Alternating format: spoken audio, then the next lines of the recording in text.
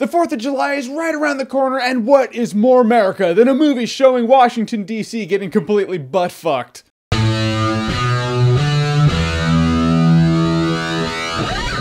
White House Down. So White House Down is the second White House invasion, holy shit, Washington DC's under attack by bad guys movie to come out in 2013. This one's directed by Roland Emmerich. He's brought us Independence Day, Godzilla, Day After Tomorrow 2012, to name a few. Yeah, elephant in the room, so I'm gonna address it. White House Down is the same premise of Olympus Has Fallen. So I'm gonna compare a couple things, but I'm not gonna get too obnoxious about it. In White House Down, our main protagonist is Channing Tatum, this likable guy who's having father-daughter issues with his daughter, who's the little kid who crawled out of the pit in The Dark Knight Rises. He wants to be a Secret Service agent, but he doesn't quite have what it takes. He has untapped potential. So Secret Service Maverick goes to the White House with his daughter, and on that particular day, he's told, no, you're not going to be a Secret Service agent. However, all these bad dudes are going to invade the White House, giving Channing Tatum the perfect opportunity to prove what he's worth. Jamie Foxx is the president in this movie. I like Jamie Foxx as the president. You got this young, well-spoken, good-talking president guy. You're like, okay, he's likable. Don't know much about him. Don't know if I'd vote for him, but I have no reason to not vote for him. Dude wears sneakers with his suit, you know, right there. That's vote-worthy. And then we have ourselves a Roland Emmerich movie. Roland Emmerich movies, they're entertaining, but a lot of them suffer from the same thing, is that they're just bloated. I was looking through Roland Emmerich's filmography. Most of them can have 20 to 30 minutes shaved right off. The setup in this movie is Channing Tatum's bringing his daughter to the White House for Bring Your Daughter to Work Day or some shit. Oh, here comes a comparison. Take Olympus Has Fallen, for example. The beginning of the movie has this death that happens that affects the lives of two of the main characters. That sticks with you, and that's interesting, and that's gonna keep you warm until the shit really hits the fan later on. This movie doesn't have anything like that to get you engaged with the characters. There's no death, there's no tragedy, there's just father-daughter issues that they talk about while they're driving a car, and you're like, yeah, right, that's not the same. And yeah, the natural defense for this is, well, those are character building moments, but they're not really. Don't mistake boring scenes with character development. You can do character development, have it done interesting, and keep you engaged with the characters, or at least get you to initially care about the characters, and you can do that all with dialogue if you want, but just don't make it boring. Roland Emmerich movies, generally speaking, just make it uninteresting. Hey, Matthew Broderick, that's cool that you had an ex-girlfriend in college or whatever, but we really came for Godzilla. I thought Jamie Foxx and Channing Tatum worked really well together. They were good. So it's not the performances that are bad, it's just the directing and the writing. And every character in this movie has their cartoony moments. It'd be one thing if you had a couple of characters that were comic relief, but the rest of everyone else is still grounded in reality. But everyone in this movie has a cartoony moment or two. Long drawn out setup and cartoony villains don't really mix. They're just conflicting messages within a movie that makes you go, what am I watching? Who made this movie? It's that weird Michael Bay humor that Roland Emmerich has also, where you're like, it just takes you out of it, and you're like, none of it is grounded in reality at that point. You need an anchor in a movie like this, and no one's really an anchor. So basically, White House Down had boring dialogue scenes that were supposed to be character development scenes, but it's not what you came to see, and you don't care because the movie doesn't do a good job at making you care because you don't connect with the characters. Then the shit's going down, you're like, I'm sorry, I didn't care before, so I'm not gonna care now that bullets are flying. And some of you will be like, but Jeremy, you can still take this movie as a mindless action movie. A movie that's supposed to be a mindless action movie shouldn't be any deeper than a mindless action movie. They're supposed to be fun. And that's true, but this movie isn't just a mindless action movie. It took a half an hour in the beginning of this movie to establish that this is gonna be more than a mindless fun action movie. So sadly, you can't go back and rewind that and undo its failed attempt at being deeper than a fun mindless action movie. The movie can only press forward and be what it really is. A failed attempt at being more than a fun mindless popcorn action movie. In the end, for White House Down, I'm gonna say it's alright, but you're not gonna remember it in T-minus a couple days. Yep, already forgot. Alright, so Olympus Has Fallen or White House Down? Which one do you prefer? I want to see if some people prefer this to Olympus Has Fallen. Whichever one you prefer, comment below, let me know. And as always, if you like what you've seen here and you want to see more, click right here to see more.